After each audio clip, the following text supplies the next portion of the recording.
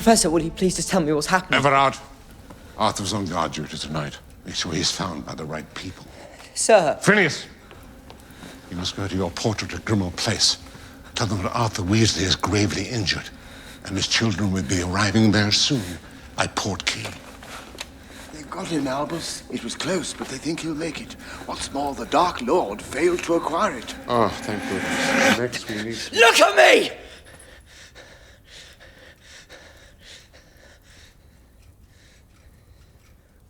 What's happening to me? Hello and welcome to Harry Potter, the official film podcast, as we continue our journey through the films and try to pass our OWLs. I'm Rhianna Dhillon, a lifelong Harry Potter superfan, film critic and broadcaster, and I'd be very happy to look after your giant half-brother if you ever need to skip town. Today, we're diving into the second half of Harry Potter and the Order of the Phoenix.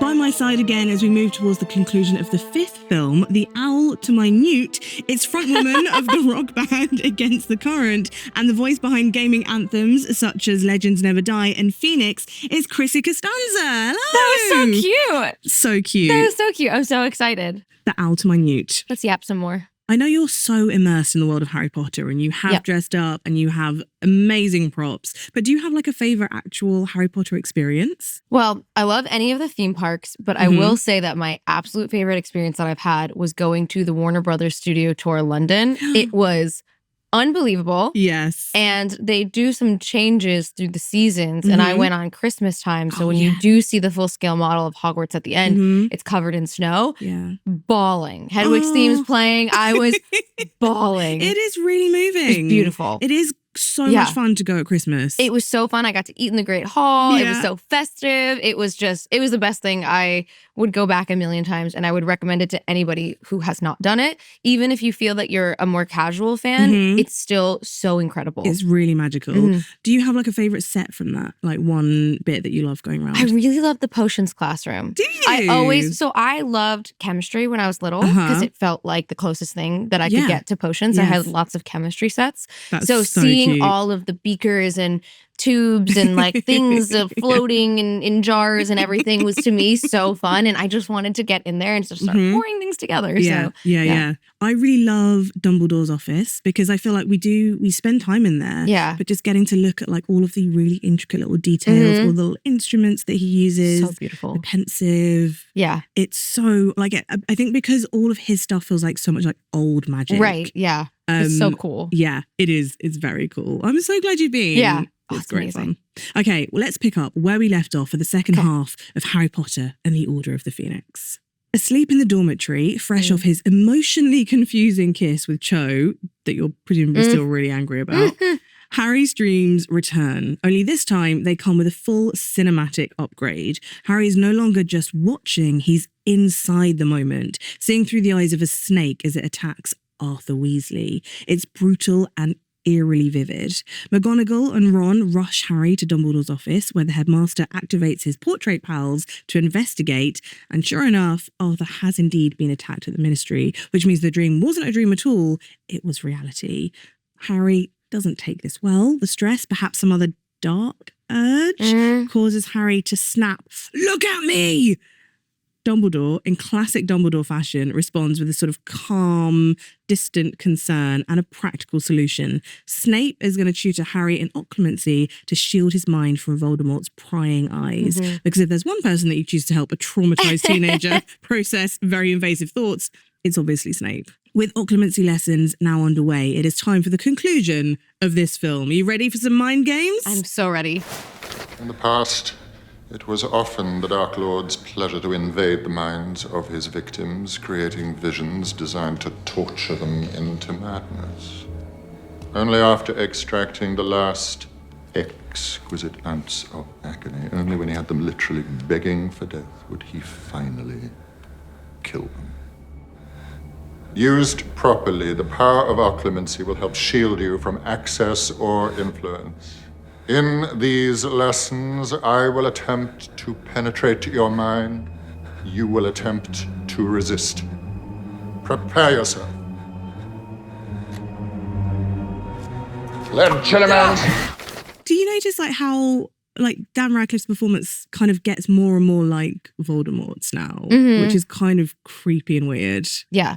Well, they are linked. Yes, they are. So it makes sense. But I also think that Harry overstresses that he's becoming like Voldemort. I think the fact that he even worries is more than enough reason to say that you are not becoming Voldemort, because Voldemort was never worried about being cruel or mean or anything. Yeah. I do really like the little kind of quirk, little ticks, like the little head movements that he does. It's more really and more nice. snake-like. But I think you're right. I think he's haunting himself more than that's Voldemort's influence, which in itself psychologically is such a messed up thing. Yes. Harry heads to Grimmauld Place for Christmas with Hermione, Sirius and the Weasleys as Arthur recovers from his attack. It's warm and it's chaotic, and it would be cozy if Creature wasn't lurking around ruining the vibe. Sirius gives Harry a tour of the wallpaper, explains the Black family tree, and reveals the dark history and the vile beliefs of his pureblood relatives, including his cousin Bellatrix, who's currently locked away in Azkaban. Harry opens up to Sirius about his Voldemort brain link, worried that it means that he shares traits with Voldemort. Sirius gently shuts that down, telling Harry, it's not about what you are, it's about what you choose to be. Choices again. Sirius promises that when all of this is over, there'll be a proper family. Cue the tears. It's heartbreaking. Isn't it? It's so sad. And also the fact that this is like the second time that he's had this conversation with him. Yeah. Like Sirius really wants this for both of them. They both kind of need it. They really do. They are both totally estranged or have lost everybody that they've ever loved. And it's again snatched away from them at the last minute. Shout out to the Christmas details in this. So cute. It is like they have like a little flying Father Christmas. Yeah. And they just, you kind of get the sense of this Christmas is different. Like they're not at the Burrow or at Hogwarts. You know, it's just they're in Grimmauld Place, which is kind of creepy and it almost feels like they're hiding out there and everything. It kind of alludes to me how Christmas starts to feel in Deathly Hallows when they're not really even aware it's Christmas anymore. These are kind of the last shreds of a proper Christmas that they have for a while. But I really like how Molly Weasley is so determined to be as normal as possible. Yeah. And like with all the presents and a big box for Ron and, you know, Daddy Arthur is like kind of, they do a little toast to Harry. Like they are trying to make it as cozy and as warm as possible, but you feel like she's really having to put the work in. Yes. Because it's not something that comes naturally to this house. She is holding it together. She really is. So of course we get the look into the tapestry room as well. And we see all of like the burnt off faces and we see all the ones that are still there because they still hold those pure blood beliefs. So tell me about what we learn about the Black family history here. I think it explains a lot about Sirius, but it also, to me, my favorite thing is, so you see Sirius's face is obviously burned off by his mother, and he goes kind of charming woman.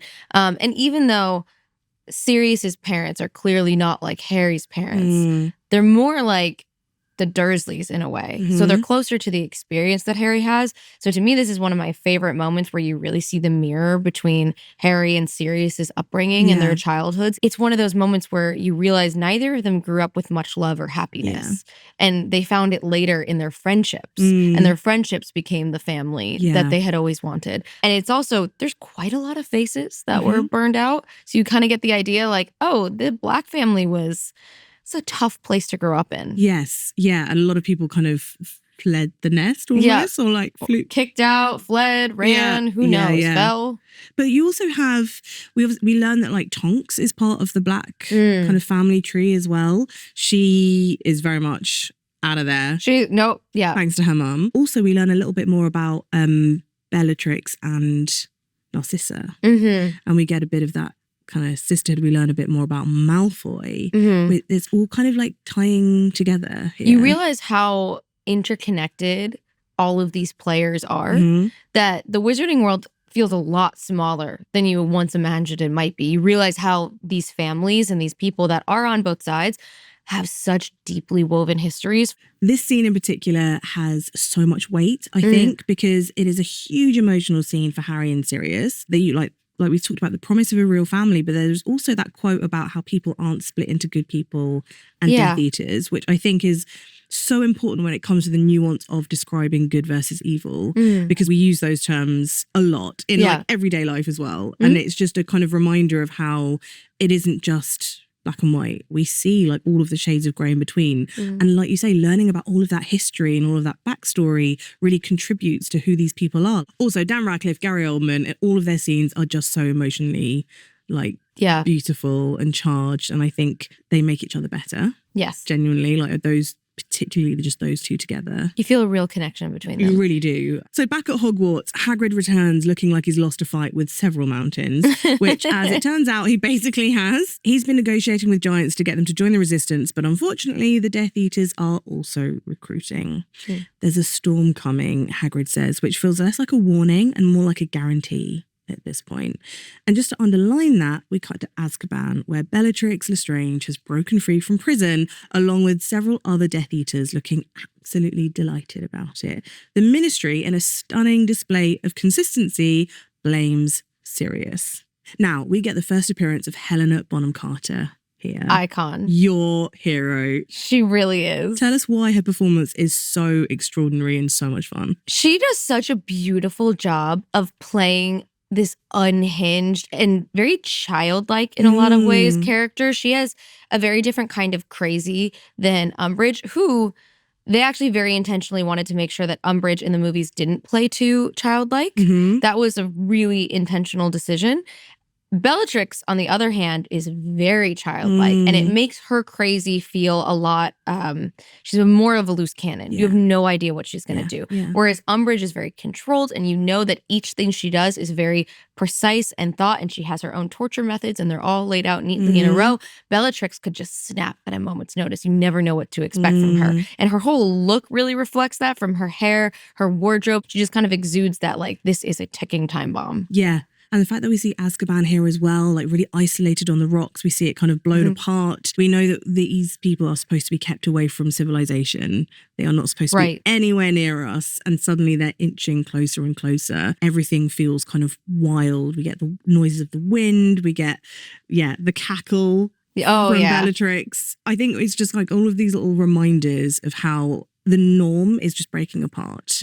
This is not the way things are supposed to be. And all the old players are returning. All of these people that didn't die during the First War, during Voldemort's original reign, who were locked away in Azkaban, all of a sudden now they're back.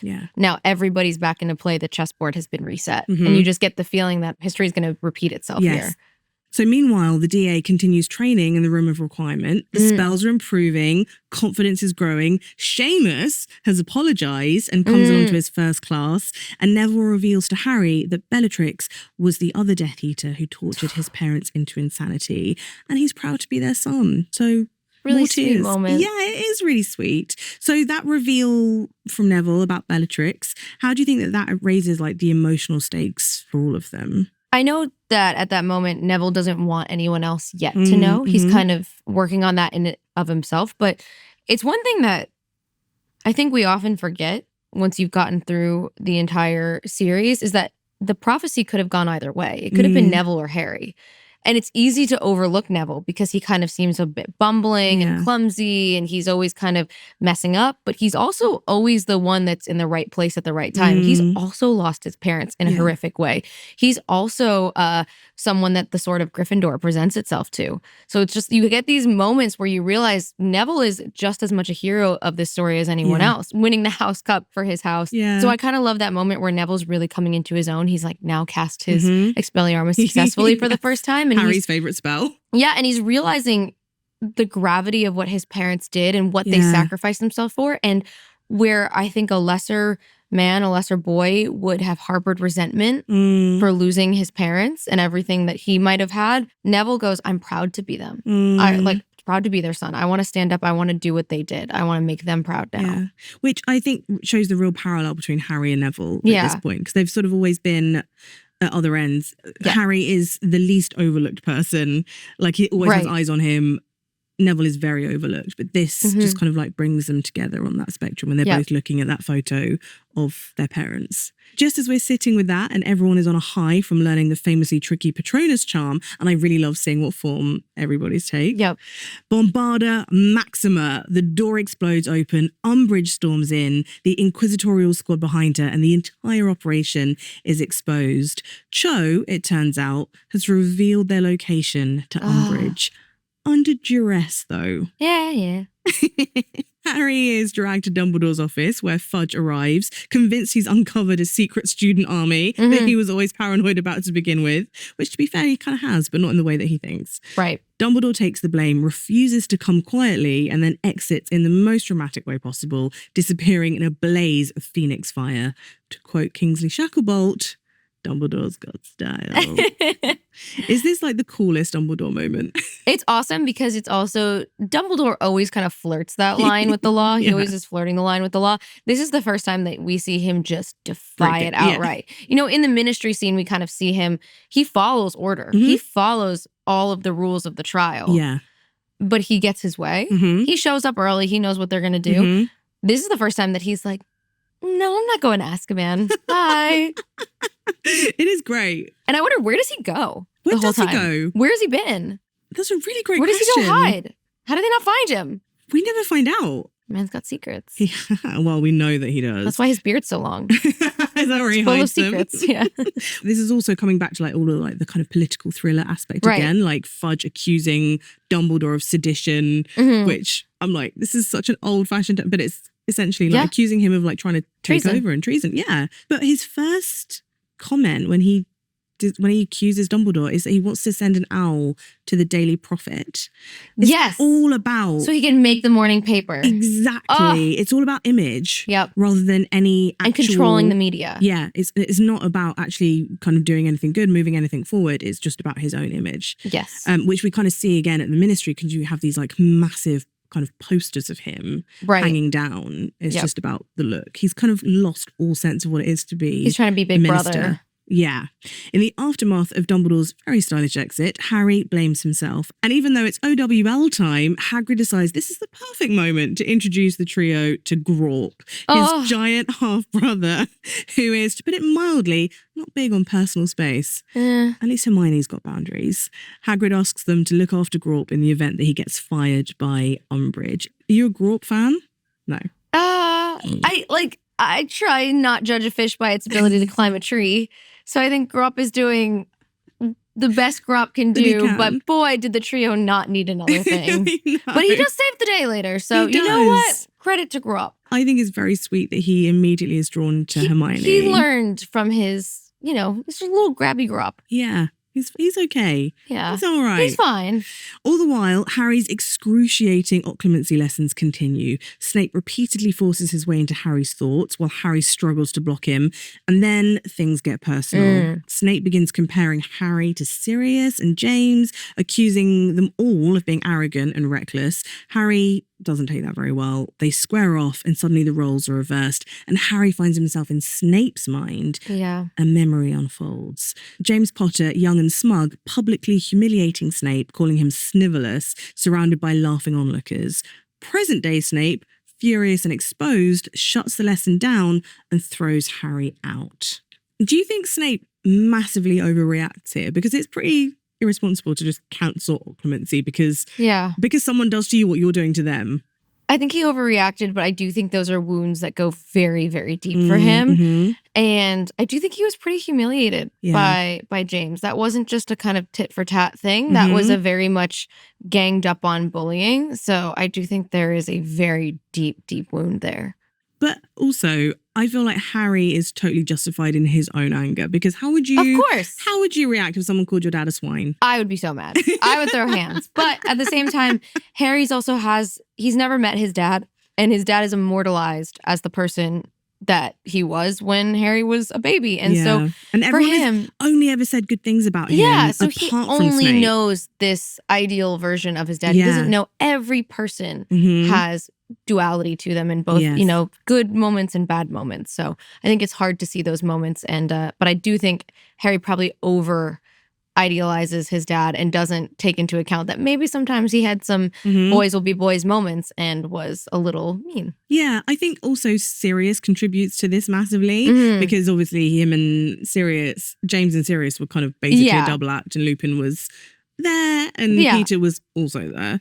But it feels like Sirius is always just like, your dad was amazing. He was my best friend. Like, but they were at like that. They could be a little broy. They were, yes. They could be a little broy sometimes. Yes. Yeah. But they grew up. They did. But in those days, they could be a little broy. Snape needs to let it go. Yeah. With Dumbledore gone, Umbridge takes over as headmistress and Hogwarts becomes less a school and more a very strict, very pink correctional facility. Rules multiply, all joy disappears, and Filch is just living his best life doing Umbridge's bidding. Oh. Which makes what happens next all the more satisfying. Fred and George decide that they're done with Umbridge's nonsense and their education altogether. So they stage what can only be described as a full-scale magical protest during the Owls. Fireworks explode, corridors fill with chaos, a dragon made of sparks chase Umbridge through the Great Hall, and the twins make their exit on broomsticks to thunderous applause. It's rebellious, it's ridiculous, and it's exactly the triumphant moral boost that everyone needed. It's perfect. It's just altogether just such a wonderful set piece. What's your favourite element in this whole scene? I do like when their logo flies above the sky. Yeah. I think that's really fun. It's really good marketing for them, right? Great marketing. I also just think the ones going after Crabbe Goyle and Draco as well is hilarious because clearly they know exactly. I'm surprised they didn't go after Filch more directly. Yeah. Like, because the dragon really chases down Umbridge. They have little moments with the other three. And then how come, like, I'm surprised they didn't, like, singe Mrs. Norris. Maybe because Filch is a squib and so it only attacks magical people. I don't know. Or it just feels like too low-hanging fruit. Yeah, it's like too much. It's a bit low-hanging, isn't it? So unfortunately, after this like incredible triumphant moment, Harry immediately kills the vibe by collapsing with yet another vision. And this time, it's of Sirius being tortured in the Department of Mysteries. Harry is convinced it's real. Hermione suggests, very reasonably, that this might be a trap, that Voldemort wants Harry to come to him. But Harry, powered by grief, loyalty, and also just like a complete inability to sit still, decides that they're going anyway. They attempt to check Grimmauld Place via the Flu network, but are caught by Umbridge straight away. And what follows is a rapid escalation from incredibly strict teacher to actively unhinged monster as she threatens to use the Cruciatus Curse on Harry. Hermione, thinking fast, invents a story about Dumbledore's secret weapon hidden in the forest. When they get there, Hermione's out of ideas, the Centaurs are not impressed by Umbridge's ministry authority, and then Grawp shows up at exactly the right moment. After declaring, you know, I really hate children, Umbridge is carried off into the woods by the Centaurs, still insisting she means no harm, which we all know is a load of dragon dung. What a final moment for Umbridge. Crazy and kind of scary at the moment. So Grawp, he breaks away from his chain or something. He's not where Hermione thinks, so she was like, I'm improvising. And then, like, of course, in that exact moment, Grawp's gone. Yeah. Only to return at the perfect moment and actually help. Yes. And also Umbridge versus the Centaurs, because we keep seeing like her disdain for half-breeds, as she calls them. Right. But the fact that they just get the better of her because they are incredibly strong magical beings. They just carry her away. They just carry her away. They're just like, you're going to come with me. That line when Harry's just like, sorry, Professor, I must not tell lies. Oh, iconic. So satisfying. So iconic. It's really very good. satisfying. So with Umbridge gone, Harry and the others have to make a decision that feels both heroic and also really questionable.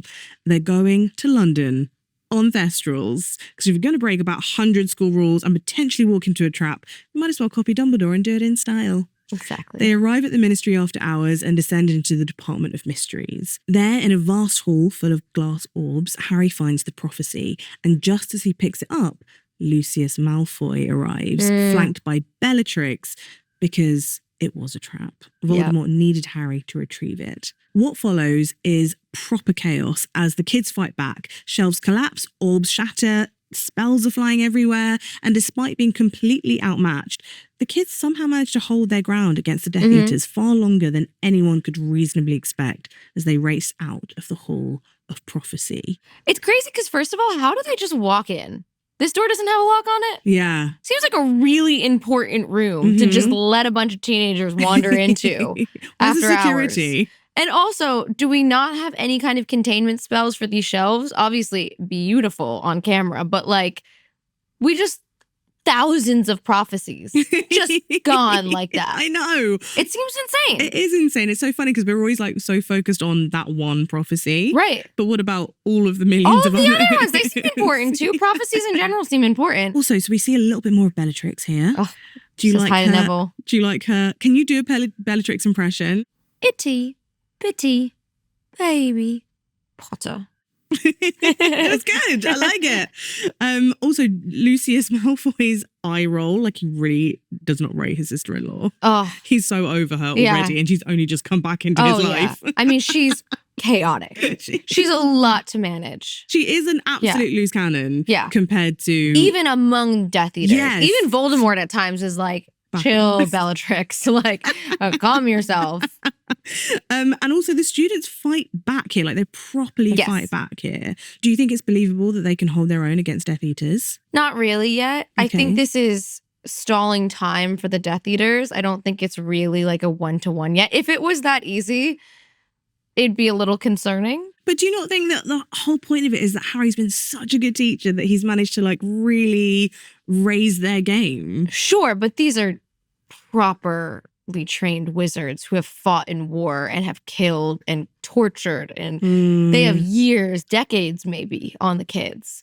Not that I don't think the kids can kind of, Home Alone them a little bit where they, they rigged up the paint can on the door. Like they can kind of do more than I think the Death Eaters were expecting. Yes. But the Death Eaters are one Avada Kedavra away from just being good night. I do think they are so surprised by how good the kids are, though. Like, especially they hold their own for long enough. They do, and when Luna just like sends one flying with Levi Corpus, and even she seems quite surprised at how she does a great job. And then of course Ginny's Reductor spell, which we've already seen, and now we see it in real life. We see like the impact that it has in reality, and that is just such a wow moment, I think, for like the character, for us, for her becoming like this really powerful witch. Yeah, and becoming just her own character in this story and becoming such a feature of the story, and not just she's the Weasley little sister and she's just kind of part of this larger group, but she's in the background. It's like, no, now she's at the forefront. Yes. Finally, the Order arrives and the fight escalates into something far bigger. Daddy Malfoy gets that long-awaited punch in the face, and Sirius is in the middle of it all. He's brilliant. He's exactly where he's meant to be, fighting alongside Harry. Then comes that "nice one, James" line in the heart of battle, which, I mean, that's the most heartbreaking thing. Even if he were not to die, it's still so heartbreaking. Also, I love the Order's entrance. They all kind of come in like superheroes. It's just like, dun, dun, dun, like, we're here. A little late, guys, but, but better late than never. I think because it makes no sense, really, like, in terms of canon about, like, how they apparate and move it with, like, the white, and the Death Eaters move with the black. But cinematically, it's one of the best visual decisions that I've ever seen. Yes. It gives you goosebumps every time you see it. They feel heavenly. So rousing. And just seeing the actual good versus evil, like the light versus the dark. It's you want to stand up and cheer every time you see that moment. And maybe I do. And maybe you do. Maybe I do every time in my own living room. Woo! Little, I give the little Flitwick. Woo!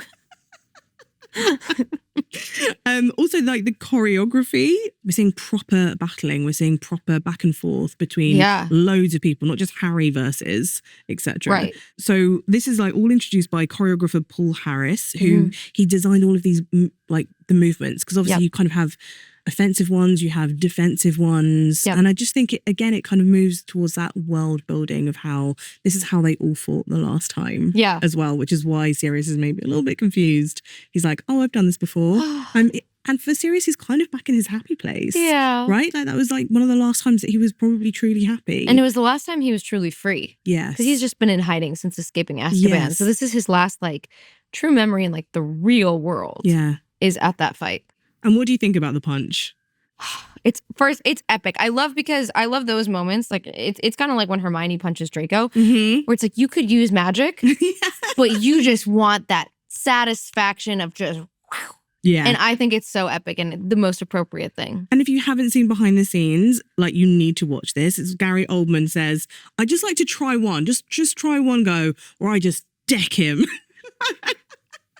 That was Gary Oldman's idea. That was not supposed to happen. Yeah. And it's just it's genius. Yeah. As Sirius, you would be so angry. Because he probably felt it in that moment. He's like, I've just showed up here and this guy is trying to kill my godson and his friends, or at least torment them. Like, I would just... Boom. So after that triumphant moment, it's time to be sad. Just Brutal. after Sirius accidentally calls Harry by his dad's name, Bellatrix catches Sirius unaware. In a single defenseless second, she shouts, Avada Kedavra, and Sirius falls with the ghost of his last smile still on his face and disappears beyond the veil. No dramatic goodbye, no time for any last words. He's just gone. And Harry's scream shatters through the deafening silence that follows. Lupin has to physically hold him back as Bellatrix escapes, chanting, I killed Sirius Black. She's so unhinged too. Yeah, I she killed does, yeah. Sirius Black. You coming to get me? Yeah. So this is one of the most devastating moments in the whole of the series. Can you remember watching it for the first time and your reaction? Oh, I watched it in theaters and the whole theater just went like, but then also went dead silent for a second because no one could believe it. Everyone's waiting for it to be a psych moment, for him to come back, for this veil to mean something, this portal. It's not real. It can't be real. Yeah, every time I see the scene, I hope it's going to go differently. Like every single time, I'm like, it can't be this again. Happen. It can't be this again. Harry chases Bellatrix into the Ministry atrium and he tries to use the Cruciatus Curse, which doesn't quite land. Voldemort arrives to finish Harry off, followed shortly by Dumbledore, who arrives with the energy of someone who was just kind of like done with all of this. And then we're treated to one of the most spectacular duels in the series. Fire twisting into serpents, water crashing through space, glass exploding and then reforming. So a lot of people think this is like a kind of visual peak of the series. What do you think about this battle? Because I remember like reading in the book and thinking, how are they going to bring this to life? And they do it so incredibly well. I loved the decision to do the elements in the battle, and they talk about this, where they really wanted to bring the gravity of the spells to life. And what's a way to make a viewer understand? Because flashing lights is one thing. Yeah. It looks cool. Yeah. But you don't really understand what each spell is, especially when these very, very advanced wizards are casting it and they don't need to say a spell out loud for every word. For every cast. So you don't know what spells they're casting at each other necessarily, but by seeing it through elements, we understand fire, we understand water, we understand glass shards. We know what all of these things can do. And seeing not just fire, but a 60-foot fire serpent, we understand all of these things and know what that would be like if that hit them. So I just think it brings so much reality to the fight. It's one of those moments where you realize magic, even battle magic, is really beautiful. There's an art to it, not just a science. There's not just you can see both of them are wielding and twisting the elements. They're not just casting a spell, they're manipulating things. And it has to be about your imagination as well. They both have to have these incredible imaginations to kind of come up with these ideas and then to like combat them in the same vein. And so cool. It is so cool. And you see that they are, you know, when you talk about like Dumbledore being the greatest wizard, that like the only wizard that Voldemort's ever been afraid of. And you kind of when he's just sort of wandering around being a bit silly, you're like, okay, really? Because he doesn't have that like really intimidating edge. And then you see him in battle and you're like, oh no, he is a foe. Like he absolutely can like stand his ground. He just chooses when to wield that power. Whereas Voldemort is always wielding it. And so it kind of then becomes less impactful somehow. Unable to defeat Dumbledore outright, Voldemort turns to Harry and possesses him like a demon out of The Exorcist, trying to break him from the inside. It's really intense, it's unsettling, and it briefly feels like we've wandered into a different genre entirely. But then with the arrival of his best friends and with the grief and love around Sirius fresh in his mind, Harry fights back, not with power, not with spells, but with something that Voldemort fundamentally doesn't understand, telling him, you'll never know love or friends, and I feel sorry for you, which always gets me. It's so heartbreaking. It's also like Daniel Radcliffe's delivery of this line is so good. He really believes it. Yeah, he does. Also, when they play the montage in Harry's head in reverse, it's like the way they play it the first time, it feels like Voldemort's stealing all of this happiness from him as Voldemort is extracting all this happiness that Harry thought all of these things are weaknesses. These ties to my loved ones are weaknesses. These are things that can be taken from me. Then he realizes, no, these aren't weaknesses. These aren't things to be taken from me. These are things to strengthen me. And he takes them back one by one. And that's what gives him the ability to free himself from Voldemort. Yeah, so Voldemort is forced out. The auras finally arrive, and Fudge, arriving approximately 3 to 5 business days too late, he takes one look and declares, He's back. Yeah, thanks, Cornelius. Minister of stating the obvious. It's too little too late. It's so meager.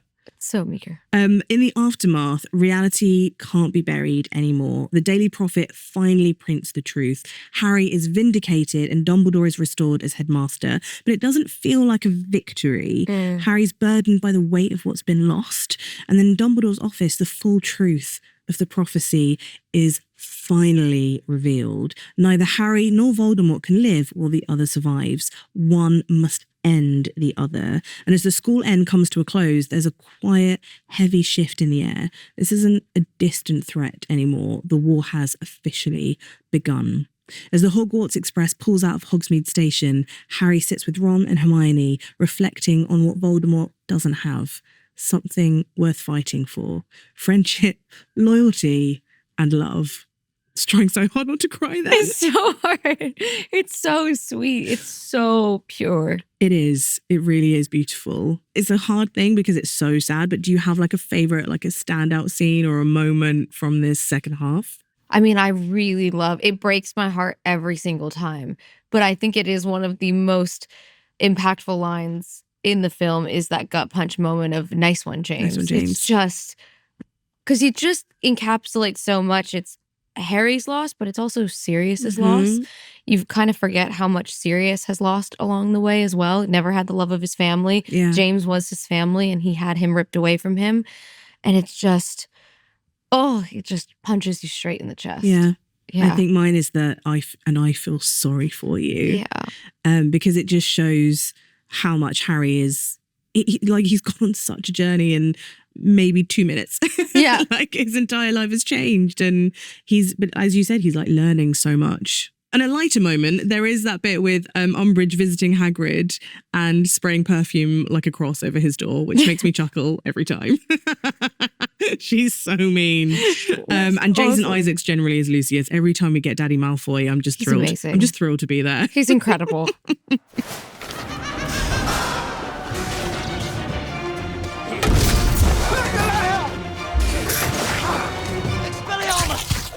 Nice one, James!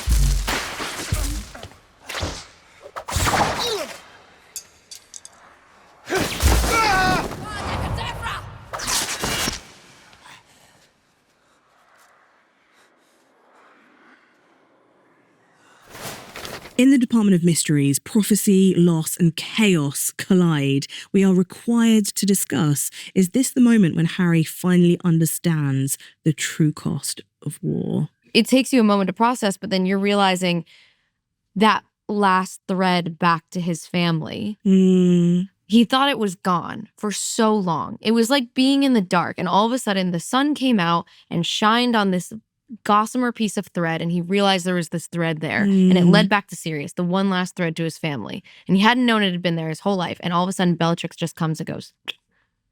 It's just, and you just realize that's it. Yeah. There's nothing left. Harry's I mean, alone his again. friends, but that was the last Of his thread. family. Yeah. And it's just, it's so heartbreaking. It feels so cruel. What do you think about that decision to kind of cut the music just before? Because it's so like, I love it. It's so triumphant, and then it cuts and you're like, wait, what? I love it.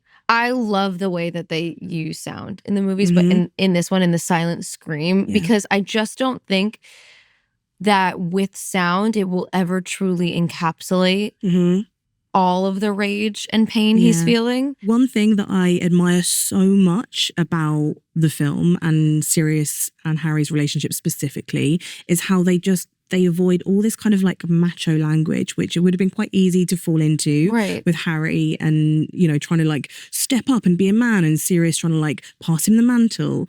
And there's that line when Sirius just says, "You've done beautifully." And I don't know why, but every time he says it, it's just, I'm so enchanted by the language that Sirius uses, because he's just so proud of him and he's never trying to make him into something that he's not. And he doesn't diminish what he's done. He doesn't wave him off as just a kid and, you know, now let the adult handle it type thing. He says, you've done your part, let me take over from here. But he's really proud of him. And I think this is a real strength of the films that doesn't come through in the book so much. I think this is a real like boon to their relationship. It's time for a howler, and don't worry, this one is not going to explode. Coming in loud and clear from a fellow Harry Potter fan, let's take a look. Hey, I'm Luke. Thank you guys so much for having me. This is the coolest opportunity ever. I could talk about Harry Potter for hours, as Chrissy well knows. But since we're talking about Order of the Phoenix, my question for you is what character isn't in the Order, but should be? To me, it's obvious. It should be Madame Pomfrey, the nurse. She is the most underrated character. She has saved the trio so many different times. It would not be the boy who lived. It would be the boy who expires in his second year. I mean, Hermione would still be a cat, and Harry would have no bones in his arms, and the whole school would be petrified. They don't call Dumbledore, they call Madame Pomfrey. And she does it with this much screen time. No credit, just craft. I stand behind her. And also, she stands out amongst her other peers. I mean, Filch is supposed to be a janitor, right? But he's got a giant man-eating snake in the plumbing. And then Hagrid's supposed to be the groundskeeper, and he's got giant man-eating spiders on the grounds. And a giant. It's Madame Pomfrey. I stand behind it, but I want to know who you think should be in the Order, too. And also, because I would regret this for the rest of my life if I don't do it. Ronald Weasley, how dare you steal that car? Okay, I'm done. I am absolutely disgusted. Howler, it's the best day of my life. Oh my God, that's my friend good. Luke Eisner. So we are both Luke. really big Harry Potter fans. Obviously, we went on tour together, and we actually went to the Warner Brothers studio tour at London together. And we're doing that exact Molly Weasley impersonation. And it was awesome, and it was super fun. But the entire time we were walking around, Ronald Weasley, how dare you steal that car? Bed's empty, no net, car gone. You could have died. You could have been seen. It was great. So that's really funny. That was amazing. Awesome. But both of you together. Great question, though. Dream team. Yeah. That is such a great question. I agree about Madame Pomfrey. Like, why isn't she in the Order? She absolutely should be. I feel like she is in spirit. She is. Is McGonagall in the Order? Of course she is. Okay, I like you just really never see her like. No, you don't really see her in the films, but she's very firmly in the Order. She is. Okay. I'm trying to think of like who else is like who isn't in the Order. Oliver Wood. I think you just like Oliver Wood. I really like him. I think you just like him. I like him so much. But I agree. But no, he at this point has left school, so Right. he should. He can be like an international Quidditch player, so he could go around like kind of getting support from different places, like Right. all around the country and all around the world. Because that's kind of in the books what Charlie's supposed to be doing. Like Charlie and Yes. Bill are kind of a little bit more international, and so they have that role. But no, I think Oliver Wood would be like a good asset because also he's bulky, he's big, he's supposed to be able to fight. What a great Howler, though. That was a great Howler. And if you've got your own burning questions or any hot takes, then keep an eye on our socials for your chance to send in your favourite moments at Harry Potter. We really want to hear from you. Director David Yates joins the franchise for Order of the Phoenix, and then he continues on as director through to the end of the series. So let's talk about how he just transformed everything by injecting the films with this gritty, politically charged realism. How do you think that his direction sort of grounded the whole film, which, as we've talked about, could have been quite whimsical or, you know, fantastical? How Right. does he ground it in, like, truth, in emotional truth? Well, whimsy wasn't really his style. He wasn't even sure that he was going to be able to make these films. He walked out of his first meeting with Heyman. He walked out 15 minutes in and goes, I can't do this. It's not working. I gotta go. Which is hilarious. And they bring him back and they're like, dude, you got the gig, relax.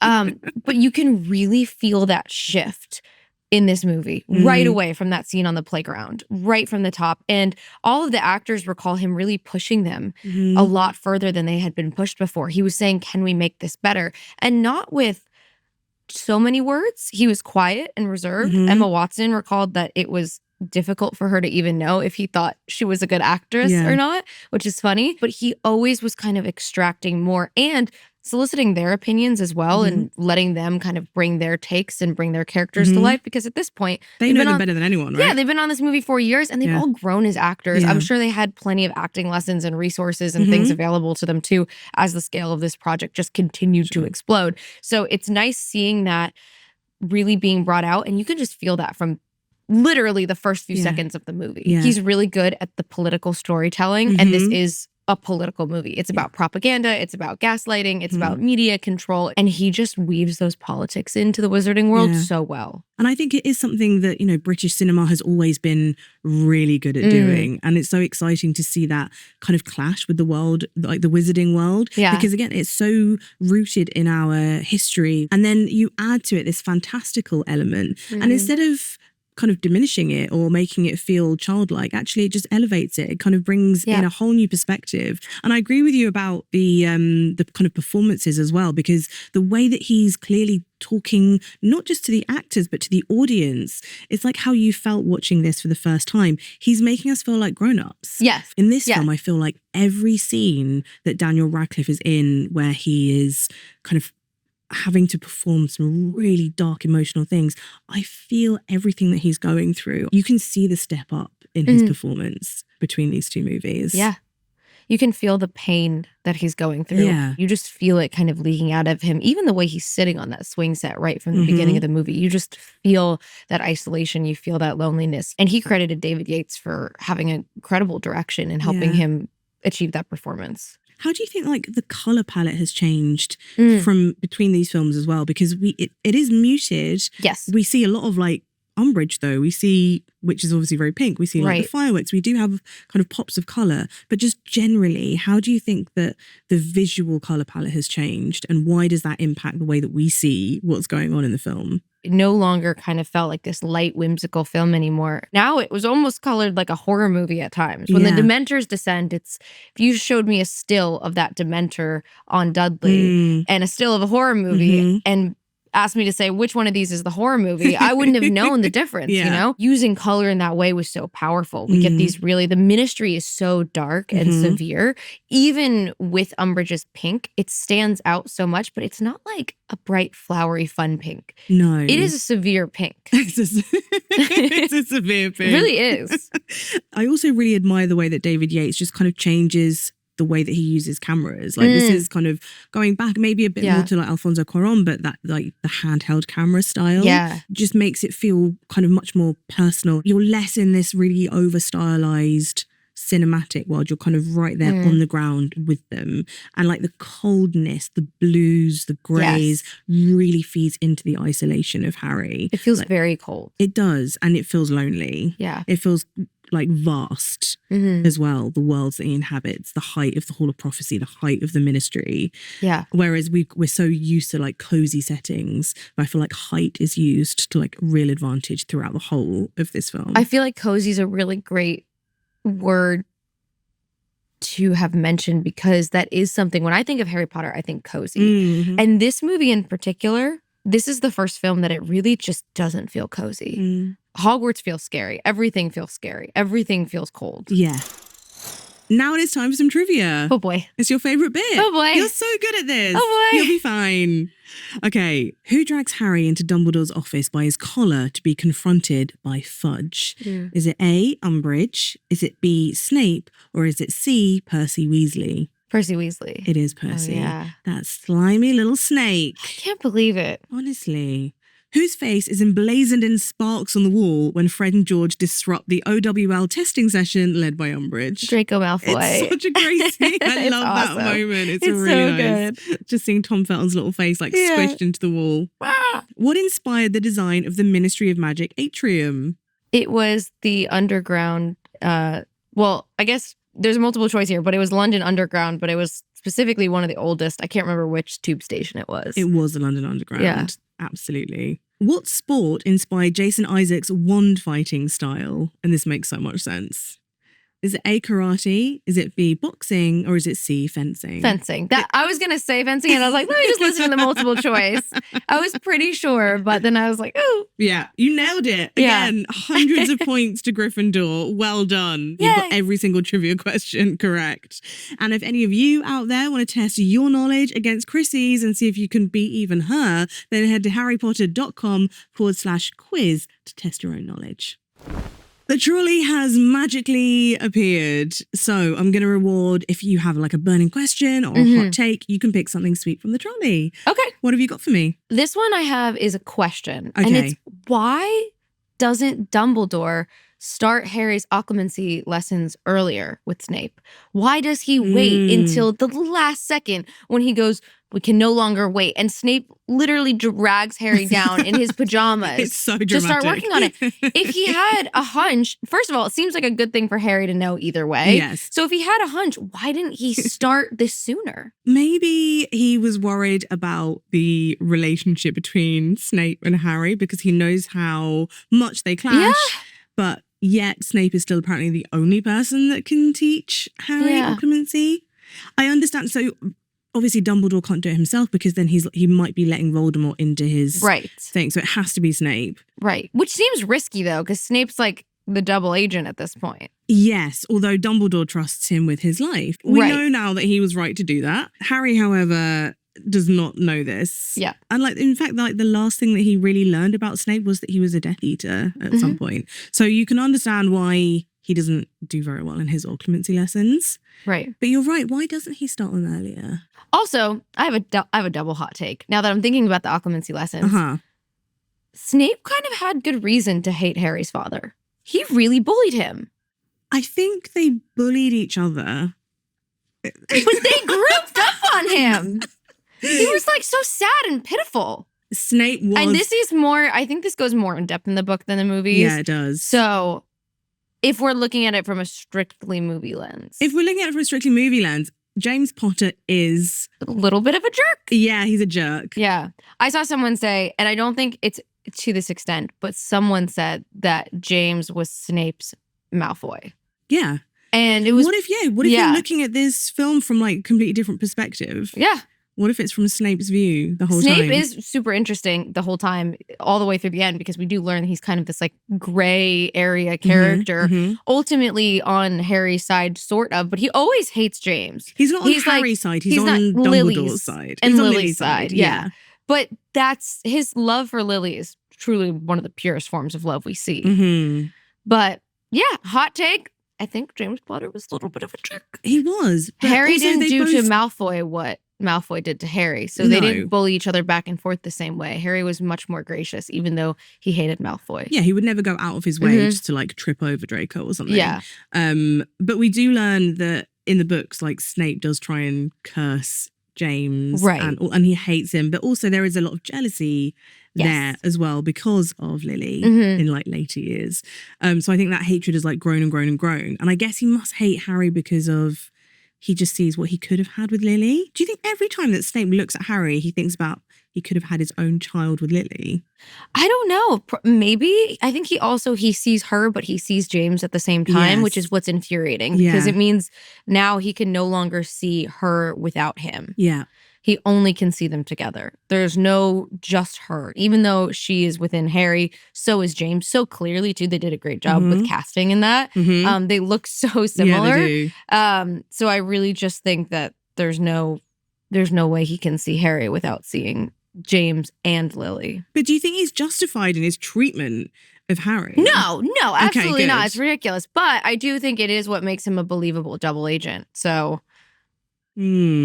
But I think he's unfair. He's very unfair right away where he's quizzing Harry on things that he had no way to know of. And he knew that. But I do think he has this childlike jealousy still in him. He's you can see it. petty. Yeah, when he talks to Dumbledore, he's just like his father. He's this, he's that. And it's you're talking about an 11-year-old boy.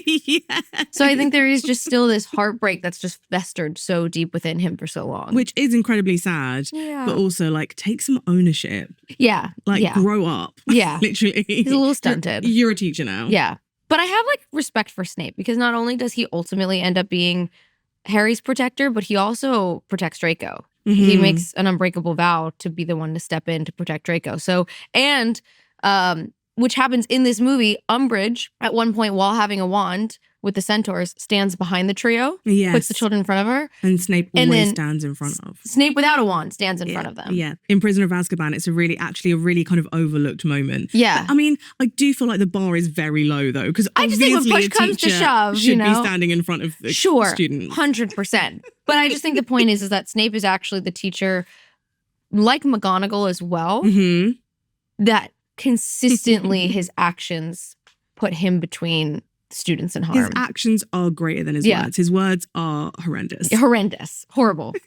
I will give you a sweet treat because that was a really fun chat. What do you want? I think this time I'm going to go with Is it the Felix Felicis? Yes, you're going to get a Felix Felicis. I'm so glad you did because nobody's had one yet. They're very intriguing. You're going to have a very lucky day. I already am.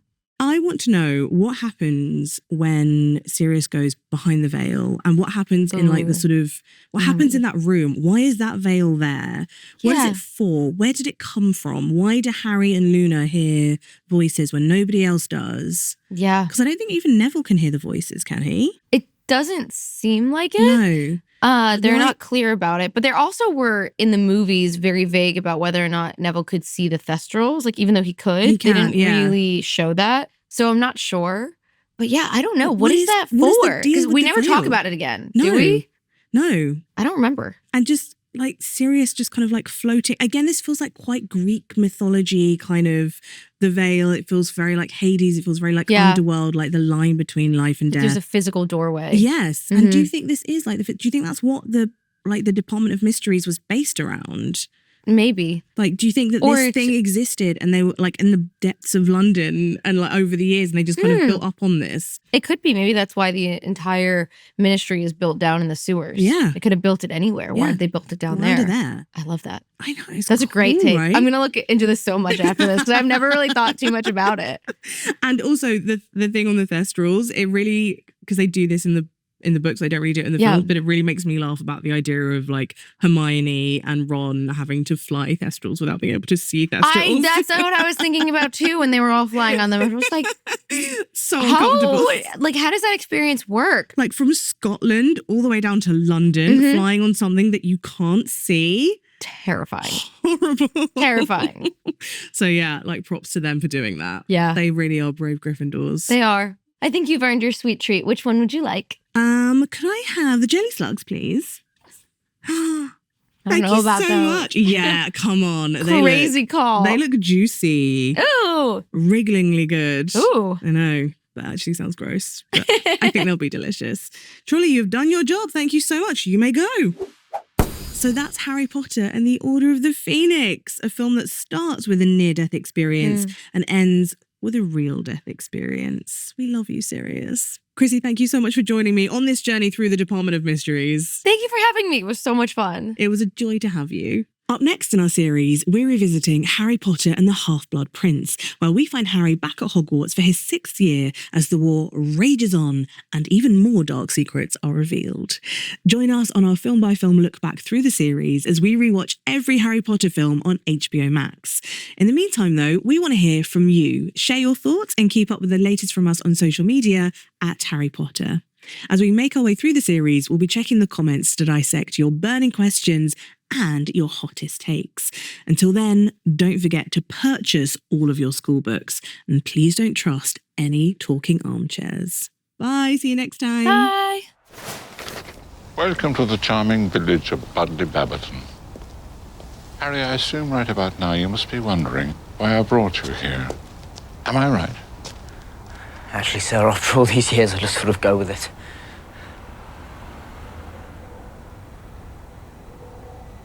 One's out, Harry.